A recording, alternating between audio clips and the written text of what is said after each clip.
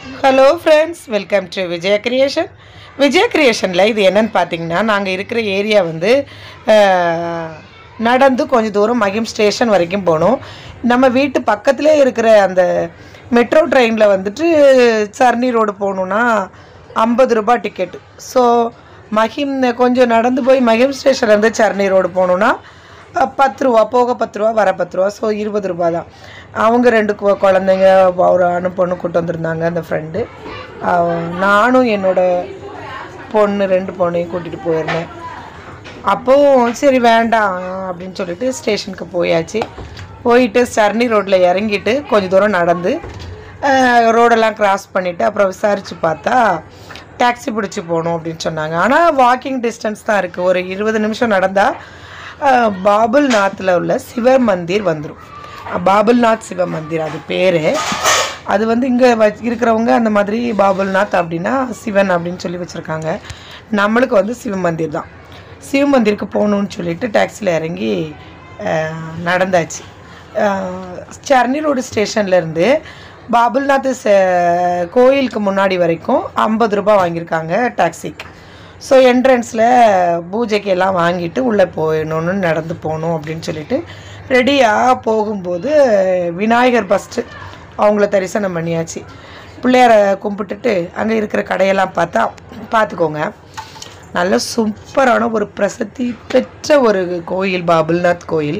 நான் ரொம்ப நாள் போகணும் இந்த சிவ மந்திருக்கு அப்படின்னு நினச்சிட்டு இருந்தேன். பட் ஆனால் தீபாவளிக்கு மறுநாள் தான் போகணுன்னு எழுதியிருந்திருக்கு இந்த தீபாவளிக்கு.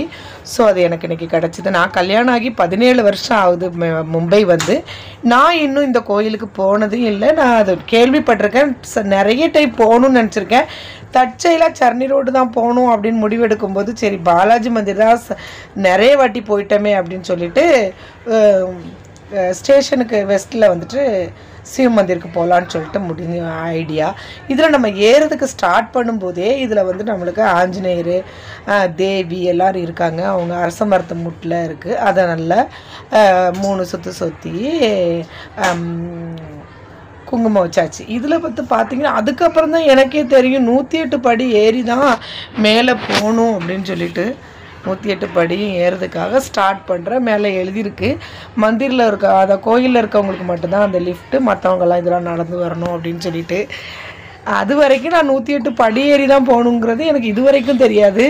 நிறைய பேர் என்கிட்ட ஊரில் நினச்சிருவாங்க, என்னோடய ரிலேஷன்லாம், என்ன விஜி வந்து கோயிலாக போயிட்டுருக்கா அப்படின்ட்டு. கிடையவே கிடையாது.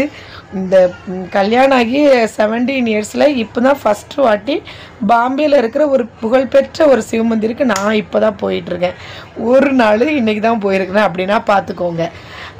அதில் வந்து சைடில் வந்து நம்ம ஏதாவது வேண்டுதல் வச்சோன்னா அந்த 108 படிக்கும் சைடில் வெத்தலை வச்சு அதில் ஒரு சூடம் வச்சு அது பொருத்தி விட்டுட்டே போகிறாங்க.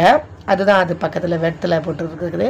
இது 108 படி ஏறுறதே தெரியல. நல்லா ஃப்ளாட்டாக இருக்குது, அழகாக பேசி ஏறும்போது கொஞ்சம் ரிஸ்க்காக தெரியல, நல்லா இருக்குது. நீங்கள் போனீங்கன்னா 108 படியானலாம் நினைக்க வேண்டாம். வயசானவங்க கூட ஏறி தான் போகிறாங்க. நல்லா தான் இருக்குது. ரொம்ப ஒன்றும் அப்படியே குத்துற அப்படியே கஷ்டமாக இல்லை. அழகாக நம்ம சிவனை நினச்சிக்கிட்டு போனாலே போதும். நான் கல்யாணம் ஆகிறதுக்கு முன்னாடி சென்னையில் வச்சுட்டு டி நகரில் வந்து ஒரு பெரிய சிவன் கோயில் இருக்குது. அதுக்கு வந்து பார்த்திங்கன்னா நான் பிரதோஷத்துக்கு எப்பவும் போவேன். போயிட்டு ஆஃபீஸுக்கு காலையிலேருந்து சாயந்தரம் வரைக்கும் விரதம் இருந்துட்டு வர்ற வழியிலேயே நான் சிவன் கோயில் போய் கும்பிட்டுட்டு எல்லா தரிசனம் முடிச்சுட்டு அப்புறம் வீட்டுக்கு வந்து சாப்பிடுவேன். ரொம்ப நாள் ஆகிட்டு நான் சிவன் கோயில் போயிட்டு.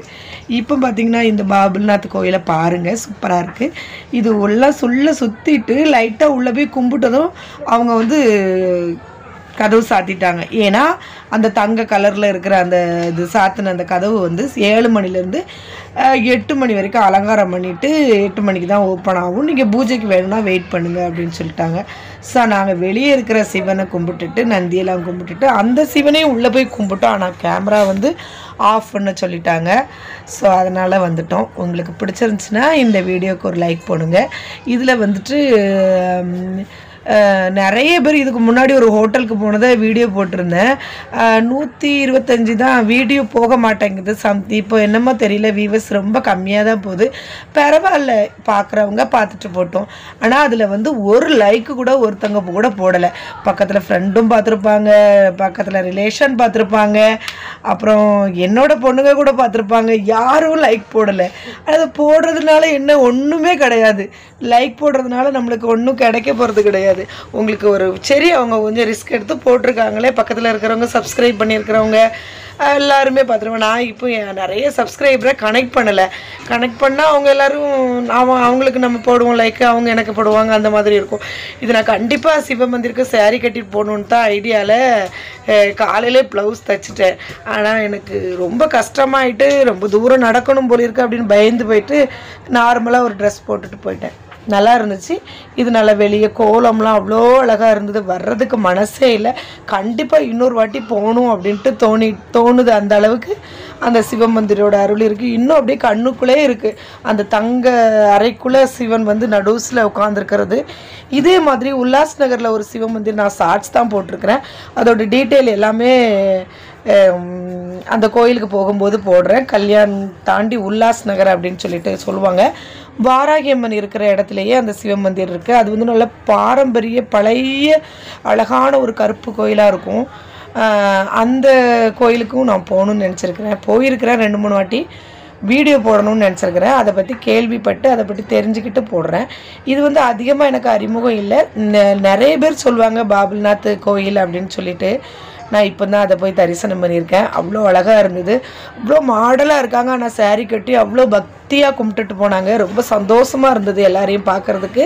நாங்கள் கொஞ்ச நேரம் இருந்துட்டு பக்கத்தில் ஆஞ்சநேயர், பெரிய ஆஞ்சநேயர் கூட இருக்குது, அதையும் கும்பிட்டுட்டு இது வந்து உள்ளே போயிட்டு நம்மளே பக்கத்தில் நின்று தரிசனம் பண்ணி இதிலலாம் கொஞ்சம் வெளியே போகணுன்னு சொல்ல மாட்டாங்க.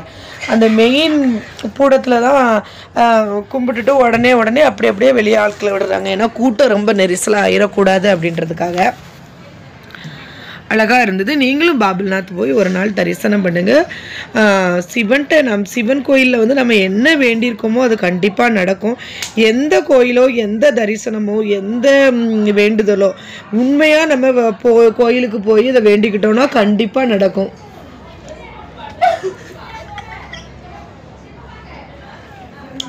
அது பக்கத்தில் இருக்கிற அனுமன் இது கோயிலுக்கு பக்கத்து, அதுதான் மேலேயே 108 படி மேலே ஏறி பாபுல்நாத்தை கும்பிட்டுட்டு சைடில் இருக்குது.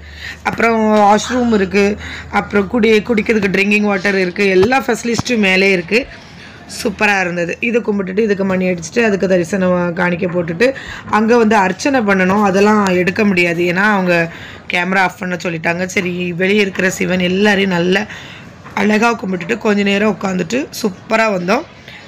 இதில் வந்துட்டு நான் சிவனை வந்து நம்ம வேண்டும்போது ஒவ்வொரு பிரதோஷத்துக்கும் நான் விரதம் இருக்கிறேன், இத்தனை பிரதோஷத்துக்கு விரதம் இருக்கிறேன் அப்படின்னு சொல்லி நம்ம வேண்டிக்கணும். நம்ம என்ன மனசில் நினச்சி அவர் அந்த பிரதோஷத்துக்கு விரதம் இருக்கோமோ அது அத்தனை பிரதோஷம் முடியறதுக்குள்ளாரே அது நடக்கிறதுக்கான வாய்ப்பு கிடச்சிரும்.